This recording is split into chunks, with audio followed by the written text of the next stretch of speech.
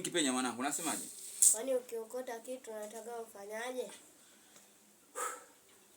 Kipenya mwanangu, sheria ya nchi yetu nasema chochote unachokiokota ukipeleke polisi, maana mali sio ya kwako.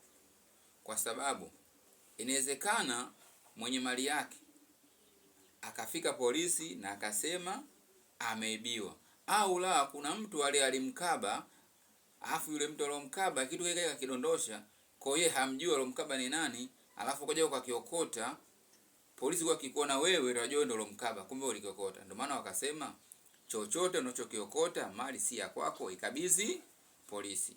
Kwa mwanangu, ukiokota simu, ukiokota hela, yani kitu chochote ambacho cha samani ukikiokota, basi niletee mimi babako, nitaipeleka polisi. Hata pesa ukiokota niletee mimi, nitakupeleka polisi, sawa?